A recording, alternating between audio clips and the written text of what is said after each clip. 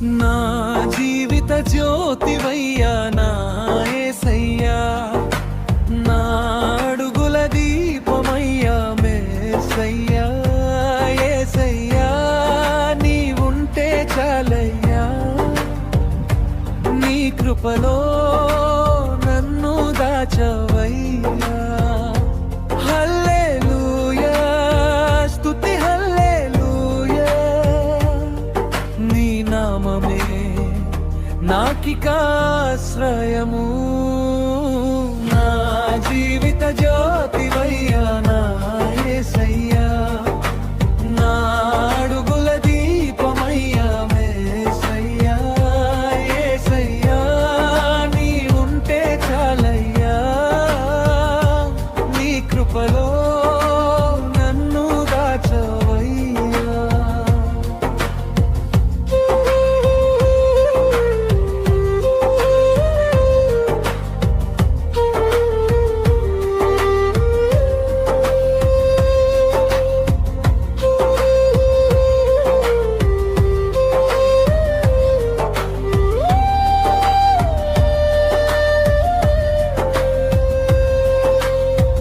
లోకము నన్ను విడనాడినా, నీవు నన్ను విడువలేదు. లోకము నన్ను విడనాడినా, నీవు నన్ను విడువలేదు. కన్నీటి లోయలో నేనున్న వేళలో నీ కౌగిలి నన్ను ఆదరించెను. నా జీవిత జ్యోతివయ్యా నా యేసయ్యా, నా అడుగుల దీపమయ్యా మేసయ్యా. నా జీవిత జ్యోతివయ్యా నా యేసయ్యా, నా అడుగుల దీపమయ్యా మేసయ్యా. యేసయ్యా నీవుంటే చాలయ్యా, నీ కృపలో నన్ను దాచవయ్యా.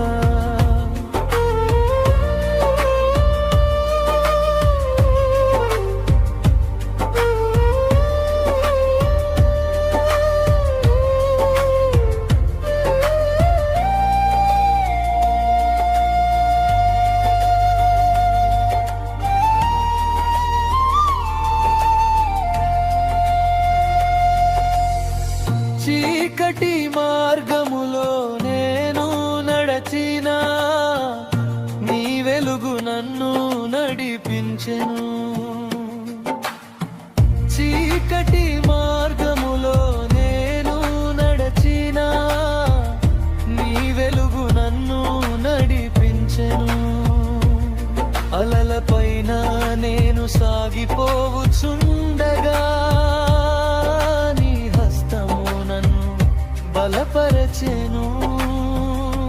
హల్లెలూయా స్తుతి హల్లెలూయా, నీ నామమే నాకికాశ్రయము. నా జీవిత జ్యోతివయ్యా నా యేసయ్యా, నా అడుగుల దీపమయ్యా మేసయ్యా. యేసయ్యా నీవుంటే చాలయ్యా, నీ కృపలో నన్ను దాచవయ్యా. నా జీవిత జ్యోతివయ్యా నా యేసయ్యా, నా అడుగుల దీపమయ్యా మేసయ్యా. యేసయ్యా నీవుంటే చాలయ్యా, నీ కృపలో నన్ను దాచవయ్యా.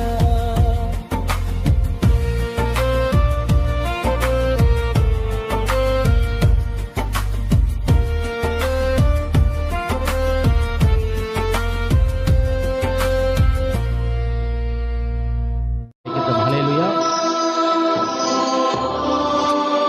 ప్రభునామానికి స్తోత్రాలండి. మీ అందరికీ వందనాలు. ఈ యొక్క సిలువ ధ్యానపు ప్రార్థన కొడుకు వచ్చినటువంటి దేవుని బిడ్డలందరికీ కూడా వందనాలు. ప్రభువారు మిమ్మల్ని దీవించునుగాక. ఆమేన్.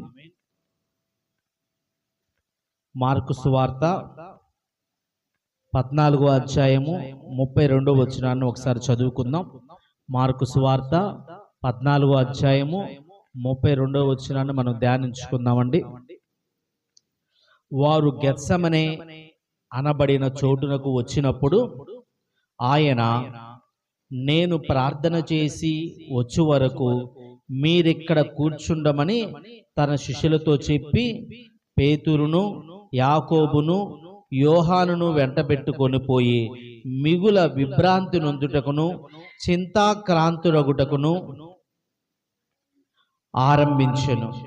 అప్పుడు ఆయన, నా ప్రాణము మరణమగునంతగా దుఃఖములో మునిగి ఉన్నది, మీరిక్కడ ఉండి మెలకువగా నుండుడని వారితో చెప్పి కొంత దూరము సాగిపోయి నేల మీద పడి, సాధ్యమైతే ఆ గడియ తన యొద్ద నుండి తొలగిపోవలనని ప్రార్థించుచు, నాయనా తండ్రి, నీకు సమస్తము సాధ్యము, ఈ గిన్నె నా యొద్ద నుండి తొలగించుము, అయినను నా ఇష్ట ప్రకారము కాదు, నీ చిత్త ప్రకారమే కానిమ్ము అనెను. స్తోత్రం, హల్లెలూయా. దేవునికి స్తోత్రం, హల్లెలూయా. గమనించాలి ప్రియ దేవుని బిడ్డారా, ఇక్కడ యేసుక్రీస్తు వారు గెత్సెమనే తోట యొద్దకు వచ్చి అక్కడ ప్రార్థన చేయడానికి ఆ తోట యొద్దకు వెళ్ళాడండి. అక్కడికి వెళ్ళి వచ్చినప్పుడు శిష్యులను కొద్ది మందిని అక్కడే ఉండమని చెప్పి పేతురు యోహాను యాకోబుల్ని వెంటబెట్టుకొని ఆ గెత్సెమనే తోట యొద్దకు వెళ్ళి ప్రార్థన చేస్తున్నాడండి. తాను బహు చింతాక్రాంతుడుగా ఉన్నాడంట. ఎందుకంటే యేసుక్రీస్తు వారు సమస్తం ఎరిగిన దేవుడండి. ఆయన ప్రాణము ఎవరూ తీసుకోలేదు, కానీ తానే తన ప్రాణాన్ని పెట్టాడు, తానే మరలా తిరిగి తన ప్రాణాన్ని తీసుకున్నాడు. స్తోత్రం, హల్లెలూయా. తాను ప్రాణం పెట్టగలడు, తీసుకోగలడు. యేసుక్రీస్తు వారు ఆ యొక్క గెత్సెమనే తోటలో ప్రార్థన చేస్తున్నప్పుడు బహు చింతాక్రాంతుడుగా వేదన పడి ప్రార్థన చేస్తున్నాడంట. ఎందుకు బహువేదనతో ప్రార్థన చేస్తున్నాడంటే, ఆ కల్వరి గిరిలో జరగబోతున్నటువంటి ఆ శ్రమలు ఆయన కళ్ళ ఎదుట కనబడుతున్నాయండి. ఆ కల్వరి శిలువ దగ్గర ఒకటి తక్కువ 39 దెబ్బలు ఆయన కొడుతున్నారు. ఆ దృశ్యాలు కనపడుతున్నాయి ప్రియ దేవుని బిడ్డారా. శిలువను తయారు చేసి ఆ శిలువను ఆయన భుజాల మీద పెట్టి ఆ కల్వరి గిరికి, ఆ కొండ మీదకి తను నడిపిస్తున్నారండి. ఆ దృశ్యాలు కనబడుతున్నాయి. ఆ కల్వరి గిరి మీద వెళుతున్నప్పుడు కొరడాలతో కొడుతున్నారు. కొద్దిమంది ఆయన్ని హేళన చేస్తున్నారు, కొద్దిమంది ఆయన దూషిస్తున్నారు. ఆ శిలువ మీద ఉన్న దొంగ, నీవు దేవుని కుమారుడు అయితే మొట్టమొదటి నిన్ను నీవు రక్షించుకో అని శిలువ మీద ఉన్నటువంటి ఒక దొంగ హేళన చేస్తున్నాడు. కింద ఉన్న ప్రజలు, నువ్వు దేవుని అయితే ఆ శిలువ దిగిరా అని చెప్పి హేళన చేస్తున్నారండి. కొద్దిమంది ఆయన వీపు మీద గుద్దుతున్నారు. వీపు మీద గుద్దుతూ, ఎవరు నిన్ను కొట్టారో చెప్పు అని చెప్పి హేళన చేసి నవ్వుకుంటున్నారండి. ఇలాంటి దృశ్యాలన్నీ యేసుక్రీస్తు వారికి కనపడుతున్నాయండి. జరగబోయే దృశ్యాలు తన కళ్ళ ఎదుట కనబడుతున్నాయి. ఒక ముళ్ళ కిరీటాన్ని చేసి, ముళ్ళతో ఒక కిరీటాన్ని అల్లి ఆయన తల మీద పెట్టి ఆ కిరీటాన్ని కొట్టారంటండి. అది ముళ్ళతో అల్లినది. ఆ ముళ్ళు యేసయ్య తలలో గుచ్చుకొని తన ముఖము మొత్తము కూడా రక్తమయం అయిపోయిందంట. తన శరీరం అంతా ఎముకల గూడైపోయింది. ఆ ఎండ సమయములో దాహమని అరుస్తున్న యేసే దృశ్యాలు ఇవన్నీ కూడా సిలువకు అప్పగింపబడక మునిపే ఆ గెత్సెమనే తోటలో యేసుక్రీస్తు వారు ప్రార్థన చేస్తున్నప్పుడు ఆ జరగబోయే దృశ్యాలన్నీ ఆయన కళ్ళ ఎదుట కనబడుతున్నాయండి. ఈ దృశ్యాలు కనబడుతున్నప్పుడు యేసుక్రీస్తు మరింత ఆతురపడి బహువేదనతో ప్రార్థన చేస్తున్నాడంట. ఏమిటయ్యా, ఈ ప్రజల కోసం నేను ఈ లోకానికి వచ్చాను. నీవు పరిశుద్ధుడవు, పరలోక రాజ్యములో పరిశుద్ధులకే స్థానము గనుక ఈ ప్రజలను పరిశుద్ధులుగా చేసి నీ రాజ్యానికి తీసుకురావాలని ఈ లోకానికి వచ్చాను. ఈ ప్రజలు మరీ అంతగా నన్ను దూషిస్తున్నారు, మరీ అంతగా నన్ను వేదనకు గురి చేస్తున్నారు. ఏమిటి ఇంత ఘోరమా ఆ కల్వరి శిలువ శ్రమ అని చెప్పి వేదన పడి ప్రార్థన చేస్తున్నాడంట. అంతగా బహుగా వేదన పడి యేసుక్రీస్తు వారు ప్రార్థన చేస్తుంటే రక్తం అంట చెమట బిందువుల వలె శరీరముల నుండి బయటకు వచ్చేస్తుందంట. అబ్బా, చూసారా ఎంత వేదన. టెన్షన్ పడితే కొద్దిమందికి చెమట వస్తూ ఉంటుందండి. వారిలో వస్తున్న చెమటను చూసి టెన్షన్గా ఉన్నావా అని అడుగుతూ ఉంటారండి. ఏం టెన్షన్గా ఉన్నావా నరసింహ అంటా ఉంటారండి. అవునా కదా? కానీ యేసుక్రీస్తు వారు బహు ఆతురపడి ప్రార్థన చేస్తుంటే లూదియమ్మ గారు ఆయన ఒంట్లో నుంచి అంట రక్తము చెమట బిందువుల వలె అయిందంట, కారుతుందంట. అంతగా వేదన పడి ప్రార్థన చేస్తుంది. ఎందుకంటే ఆ కల్వరి శిలువ శ్రమ బహుఘోరమైనదండి. ఎవరు భరించలేని శ్రమ, ఆ కల్వరి శిలువ ఎవరు మోయలేనిది. మనుషులందరి పాపములు ఆయన మీద మోపబడి ఉన్నవి. ఆ పాప భారము ఆయన భుజముల మీద మోపబడి ఉన్నది. ఆ పాప భారాన్ని ఆ కల్వరి శిలువ మీద ఆయన మోస్తున్నాడు. ఆ కల్వరి శిలువ మీద శిలువకు అప్పగించుకున్నాడండి. ఎందుకంటే ఈ మనుషుల పాప భారాలు ఎంతో ఘోరమైనవి. ఈ మనుషుల పాప భారాలు తాను మోసి మనుషుల పాపాలను కడగాలని చెప్పి మనుషులను శుద్ధులుగా చేయాలని చెప్పి మనందరి కొరకు ఆ కల్వరి శిలువకు తన్ను తాను అప్పగించుకొని ఆ కల్వరి శిలువలో ఆయన రక్తము చిందించాడు. ఆయన రక్తము ద్వారా మనకి స్వస్థత, విడుదల. ఆయన చిందించిన రక్తము ద్వారా మనకి పాప క్షమాపణ. స్తోత్రం. ఆ కల్వరి శిలువ శ్రమలు ఆయన కళ్ళ ఎదురు కనబడుతున్నప్పుడు ఆ గెత్సెమనే తోటలో బహు ఆతురపడి యేసుక్రీస్తు వారు ప్రార్థన చేస్తున్నాడంట. ఒకసారి ప్రార్థన చేసి వచ్చాడంట లక్ష్మీబాయి గారు. వచ్చినప్పుడు ఈ ఉన్నటువంటి శిష్యులంట నిద్రపోతూ ఉన్నారంట. వాళ్ళు మేల్కొల్పి, అయ్యా ఎందుకు నిద్రపోతున్నారు, ఎందుకు నిద్రపోతున్నారు, కనుక లేచి ప్రార్థన చేయండి, ఒక్క గడి అయినా ప్రార్థన చేయమంటున్నాడండి. స్తోత్రం, హల్లెలూయా. ఒక్క గడి అయినా. తర్వాత 35వ వచనంలో కొంత దూరము సాగిపోయి నేల మీద పడి సాధ్యమైతే ఆ గడియ తన యొద్ద నుంచి తొలగిపోవాలని ప్రార్థన చేస్తున్నాడు. అయ్యా ఈ శ్రమ చాలా ఘోరంగా ఉంది, నీ చిత్తమైతే ఈ శ్రమ నుంచి విడిపించు, ఆ కల్వరి శిలువ శ్రమ నుంచి విడిపించు, సాధ్యమైతే విడిపించు, కానీ అది నా చిత్త ప్రకారం కాదు, నీ చిత్త ప్రకారమే జరుగునుగాక. ఆమేన్, హల్లెలూయా.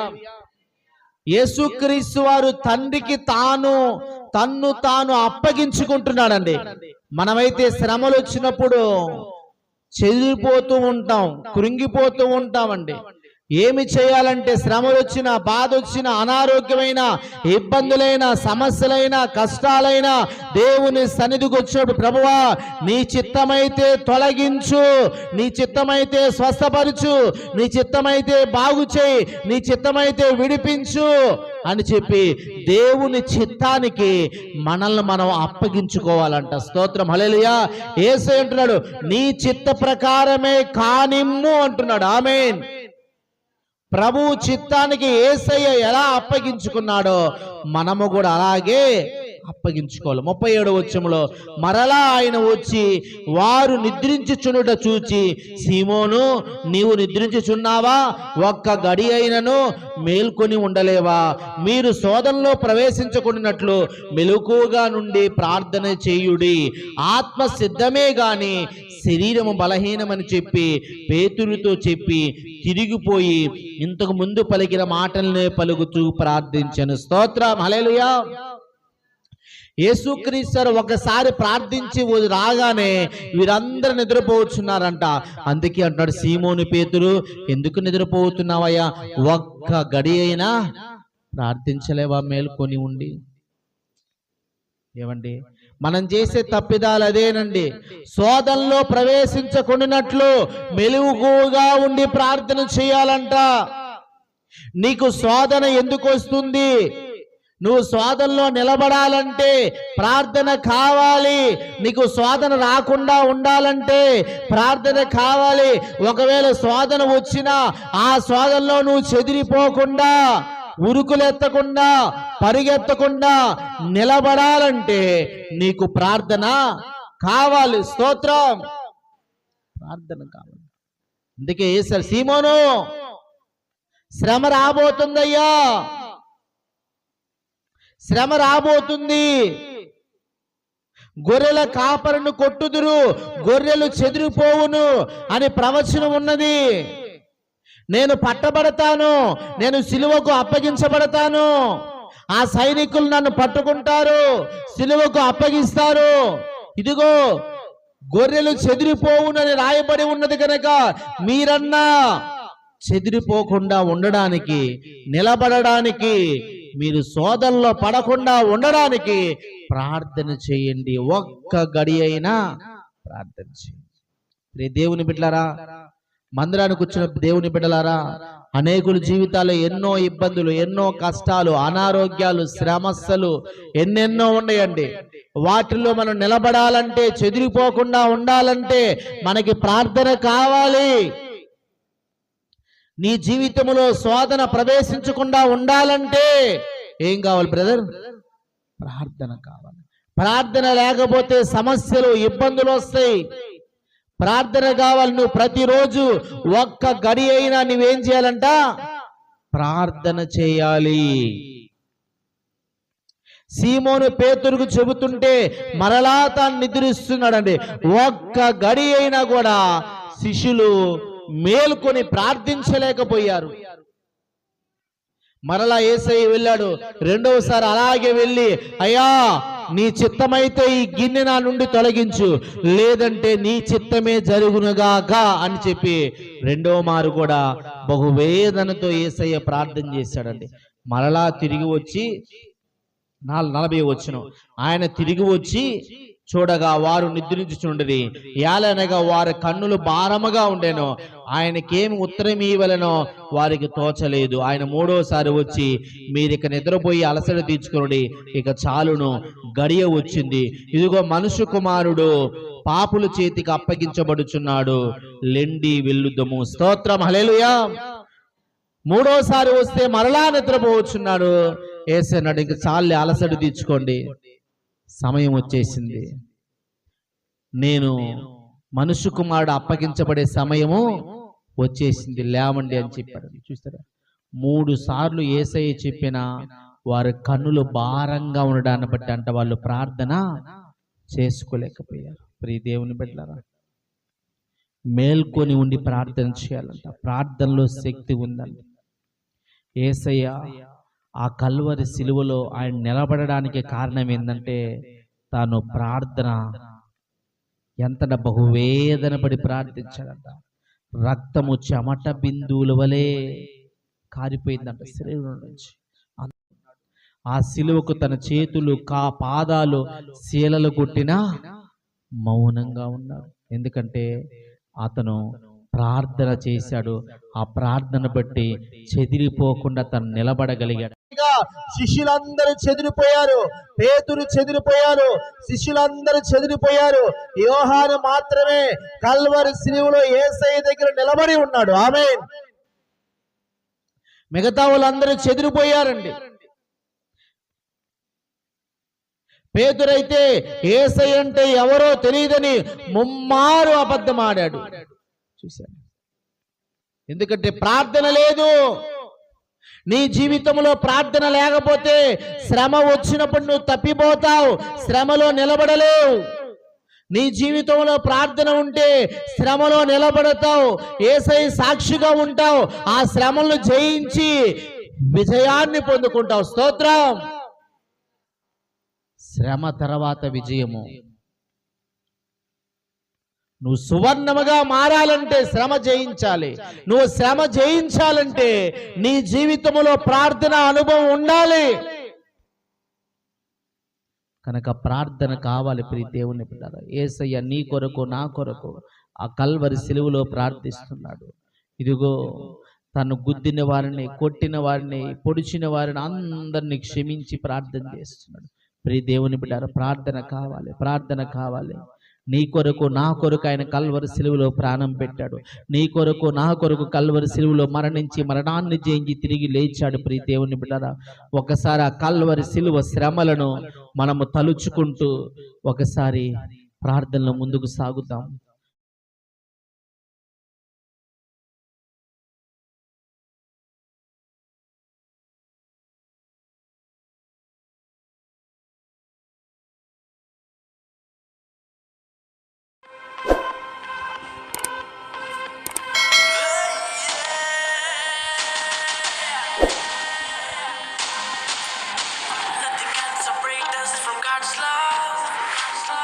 దేవుడు మన పక్షమునుండగా మనకు విరోధి ఎవరు?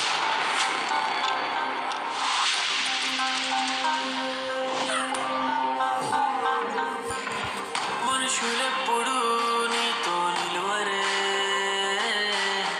దేవుడే నిత్యం నీతో నిలిచెనే. ఓ మనుషులెప్పుడు నీతో నిలువరే, దేవుడే నిత్యం నీతో నిలిచెనే. నింగినేలా సమస్తము ఆయనదే, పునరుత్థానం జీవము ఆయనదే. నింగినేలా సమస్తము ఆయనదే, పునరుత్థానం జీవము ఆయనదే.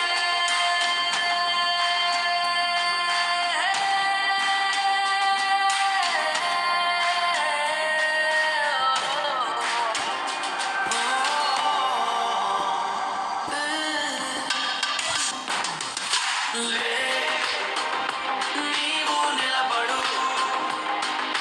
లే నీవు నిలబడు, లే నీవు నిలబడు, లే నీవు నిలబడు.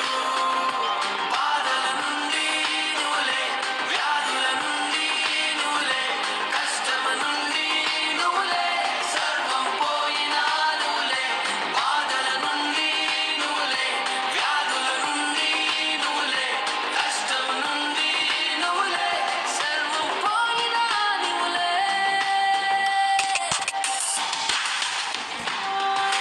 నిలబడు, నిలబడు. శ్రమ వచ్చిన, బాధ వచ్చిన, శత్రు విలయతాండం చేసిన, పిడుగులు వచ్చి మీద పడిన, సముద్రం ఉప్పొంగిపోయి నిన్ను చంపేస్తాను, ఉరుకలేసి మీదకి వచ్చిన నిలబడు. సముద్రపు పొంగినని చేసేవాడు మన దగ్గర ఉన్నాడు. నిలబడు. క్రీస్తు ప్రేమ నుండి వేరు చేయునా, వదుకు సిద్ధమైన సాధు జీవులమే. క్రీస్తు ప్రేమ నుండి వేరు చేయునా, వదుకు సిద్ధమైన సాధు జీవులమే.